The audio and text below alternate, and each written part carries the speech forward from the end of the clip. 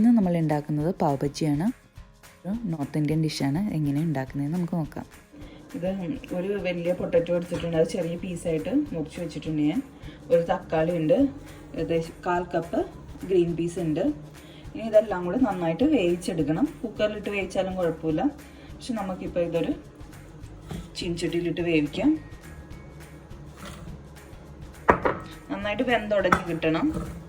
ഒരു ടൊമാറ്റോയൊക്കെ നമ്മൾ ചേർക്കുന്നുള്ളൂ. നമുക്ക് ഇതിൽ ആവശ്യത്തിന് വെള്ളവും ഉപ്പും ചേർത്ത് നന്നായിട്ട് വേവിച്ചെടുക്കാം. ഇത് നന്നായിട്ട് വെന്തിട്ടുണ്ട്. ഇനി ഇത് ഉടച്ചെടുക്കണം, നന്നായിട്ട് മാഷ് ചെയ്തെടുക്കണം. പൊട്ടറ്റോയും ഗ്രീൻ പീസും നന്നായിട്ട് ഉടച്ചു വെച്ചിട്ടുണ്ട്. ഇനി നമുക്ക് ഒരു ചീനച്ചട്ടി ചൂടാക്കാം. ഇനി നമുക്ക് ചൂടായിട്ടുണ്ട്. ഇനി നമുക്ക് ഇതിലേക്ക് ബട്ടർ ഇട്ട് കൊടുക്കാം. ഇത് കുറച്ച് വെക്കാം.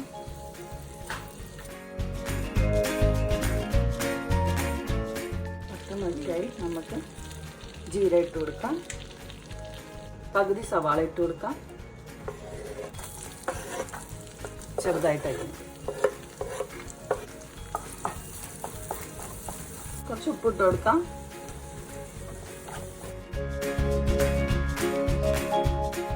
ഒരു ടീസ്പൂൺ ഗാർലിക് പേസ്റ്റ് ഇട്ട് കൊടുക്കാം.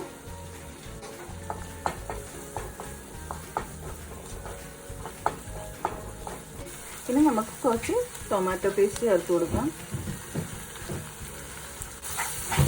അത് നമ്മുടെ ഇതിന് കുറച്ച് കളർ കിട്ടാൻ വേണ്ടിയാണ്.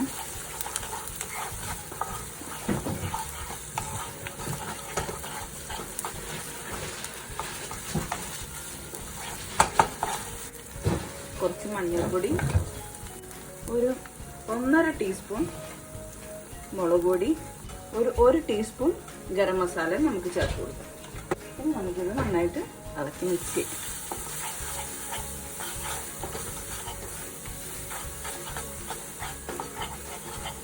നമുക്ക് ഇതിലേക്ക് നമ്മുടെ മഷ്ഡ് വെജിറ്റബിൾസ് ആഡ് ചെയ്യാം, മിക്സ് ചെയ്യാം.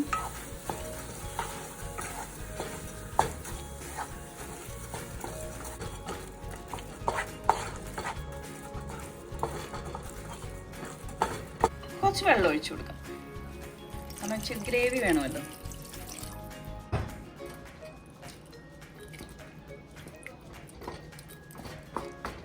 ഇപ്പം നമ്മൾ നന്നായിട്ട് വെള്ളം ചേർത്ത് ഇളക്കിയെടുത്തു. ഇനി അതിനകത്ത് കുറച്ച് ഉപ്പും കൂടെ ചേർത്ത് കൊടുക്കാം.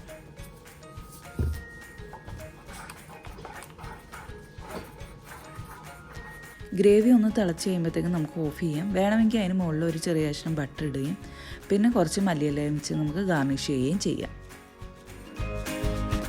നമുക്ക് പാവ് ബണ്ണ് ചൂടാക്കി എടുക്കാം. അതിന് നമുക്ക് ഒരു ബട്ടർ ഇട്ട് കൊടുക്കാം. തീ കുറച്ച് വെക്കാം.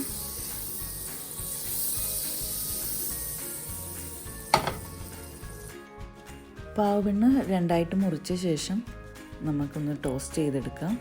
രണ്ട് സൈഡും നന്നായിട്ട് ഒരു ലൈറ്റ് ബ്രൗൺ കളറിലാക്കി എടുക്കണം.